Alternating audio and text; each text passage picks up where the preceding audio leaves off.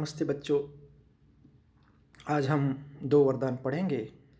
राजा दशरथ के मन में अब एक ही इच्छा बची थी, राम का राज्याभिषेक। उन्हें युवराज का पद देना था। अयोध्या लौटने के बाद से ही उन्होंने राम को राजकाज में शामिल करना शुरू कर दिया था। राम यह जिम्मेदारी अच्छी तरह निभा रहे थे। उनकी विनम्रता, विद्वत्ता और पराक्रम का लोहा सभी मानते थे। प्रजा उनको चाहती थी। दशरथ के लिए तो वह प्राणों से भी प्यारे थे। दरबार में राम का सम्मान निरंतर बढ़ता जा रहा था। राजा दशरथ वृद्ध हो चले थे। मुनि वशिष्ठ से विचार विमर्श के बाद एक दिन उन्होंने दरबार में कहा, मैंने लंबे समय तक राजकाज चलाया, जैसा बन पड़ा अब मेरे अंग शिथिल हो गए, मैं बूढ़ा हो गया हूँ, मैं वृद्ध हो गया चला हूँ।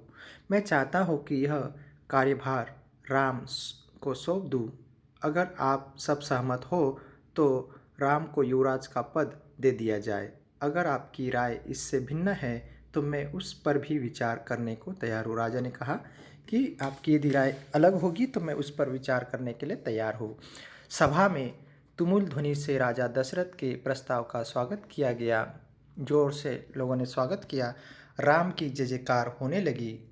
दशरथ थोड़ी देर तक सुनते रहे। संतोष के साथ उन्होंने कहा, शुभ काम में देरी नहीं होनी चाहिए। मेरी इच्छा है कि राम का राज्याभिषेक कल सुबह कर दिया जाए। तो राजा दशरथ ने कहा कि मेरी इच्छा है कि कल जो है सुबह ही राम का राज्याभिषेक कर दिया जाए। समाचार पलक झपकते पूरे नगर में फैल गया। हर जगह बस यही चर्चा थी। राज्याभिषेक की तैयारियां शुरू हो गई। भरत और शत्रुघ्न उस समय अयोध्या में नहीं थे। वह अपने नाना कैकेयी राज के यहाँ गए थे। भरत और शत्रुघ्न उस समय अयोध्या में नहीं थे। वो अपने नाना जी के पास, कैकेयी राज के पास यहाँ गए थे। भरत जब भी अयोध्या लौटने की बात करते, नाना उन्हें रोक लेते। भरत को अयोध्या की घटनाओं की सूचना नहीं थी। उन्हें अपने पिता के निर्णय के संबंध में नहीं पता था। यह जानकारी भी नहीं थी कि अगले दिन राम का राज्याभिषेक होने वाला है। कैकेयी से एक दिन में भरत और शत्रुघ्न का आना असंभव नहीं था। राजा दशरथ ने इस संबंध में राम से चर्चा की। कहा कि भरत यहाँ नहीं है, पर मैं चाहता हूँ कि राज्याभिषेक का कार्यक्रम न रोका जाए। उन्होंने राम से कहा, जनता ने तुम्हें अपना राजा चुना है। तुम राजधर्म का पालन करना, कुल की मर्यादा की रक्षा अब तुम्हारे हाथ में है। राज्याभिषेक की तैयारियां रानी कैकेयी की दासी ने भी देखी। तो रानी कैकेयी की जो दासी थी उसने भी देखी। उसका नाम है मंथरा। शुरू में इसे इस चहल पहल का कारण समझ में नहीं आया। उसने इसे कोई अन्य अनुष्ठान समझा।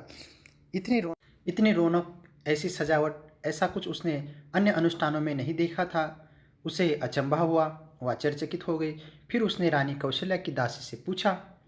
उसे तब पता चला कि कल राम का राज्याभिषेक होने वाला है। यह उत्सव उसी के लिए है। मंथरा जल भून गई। राम का राज्याभिषेक उसे षड्यंत्र लगा, कैकेयी के विरुद्ध। वह कैकेयी की दासी थी। बचपन से कैकेयी का हित उसके लिए सर्वोपरि था। मंथरा उसे अपना हित मानती थी। वह कैकेयी की मुँह लगी थी। रानी कैकेयी भी उसे बहुत मानती थी। क्रोध से आग बबूला मंथरा रनिवास की ओर भागी, सीधे कैकेयी के कक्ष में गई। वह हाँप रही थी। क्रोध से चेहरा लाल था।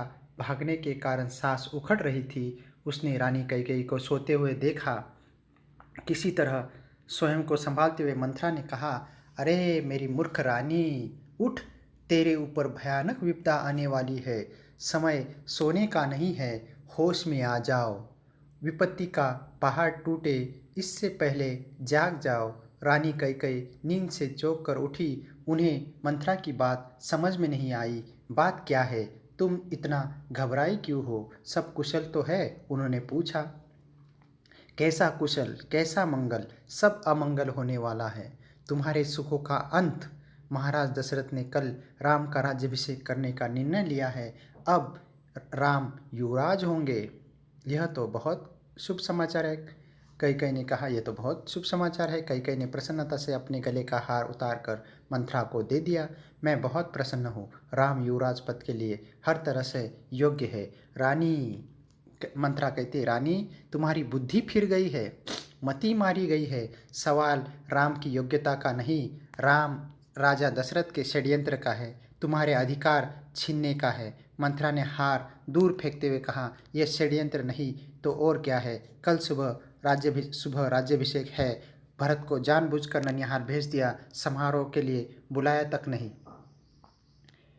कैकेयी का स्वर उग्र हो गया। उन्होंने मंथरा को डांटते हुए कहा, राम के प्रति मेरा अगाध स्नेह है, मैं बहुत प्रेम करती हूँ, वह मुझे माँ के समान मानते हैं, और तुझे इसमें षड्यंत्र दिखाई देता है। इसमें षड्यंत्र नहीं है, राम के बाद भरत ही राजा बनेंगे, राज सर्वदा ज्येष्ठ पुत्र को ही मिलता है। मंथरा पर इस फटकार का कोई प्रभाव नहीं पड़ा। उसके लिए यह दशरथ का षड्यंत्र था। वह रानी कैकेयी के पलंग पर बैठ गई, उसके बहुत निकट।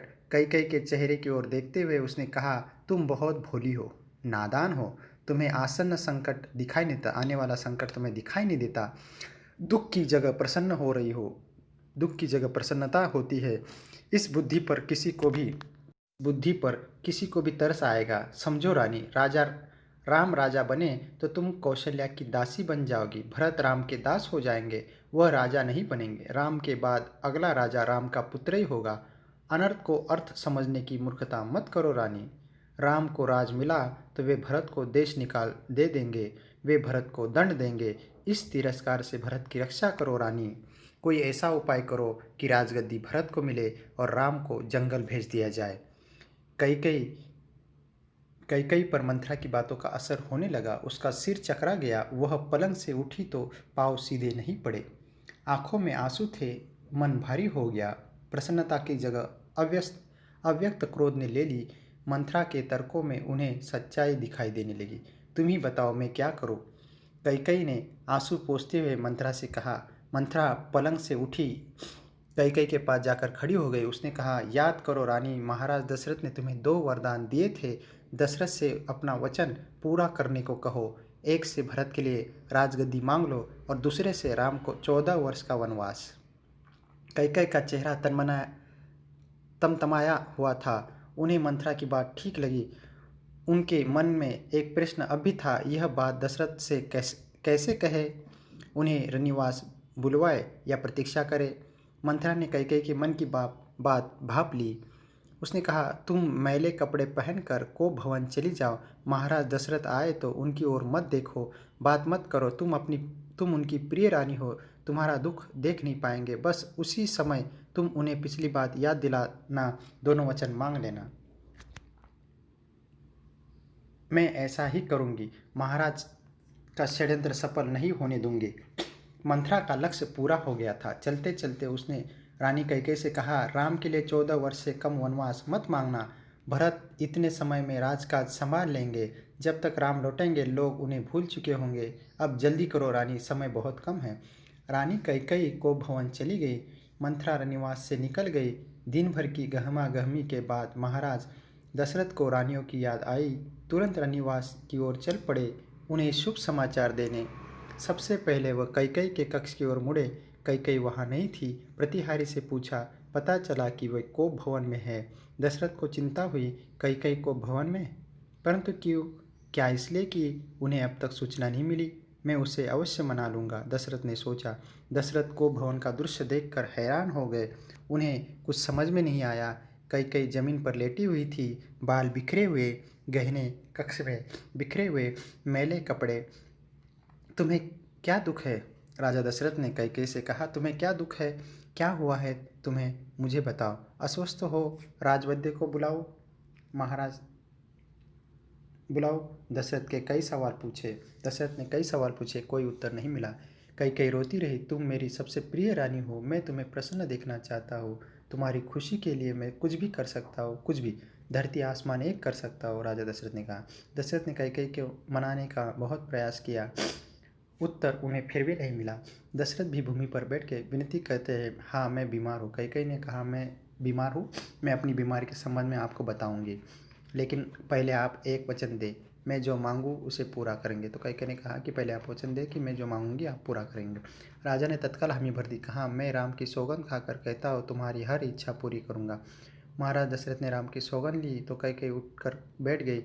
आप मुझे वे 2 वरदान दीजिए जिसका संकल्प आपने वर्षों पहले रणभूमि में किया था। महाराज दशरथ ने हमें भरी, कल सुबह राज्याभिषेक भरत का हो, राम का नहीं, कैकेयी ने कहा। दशरथ भौचक रह गए।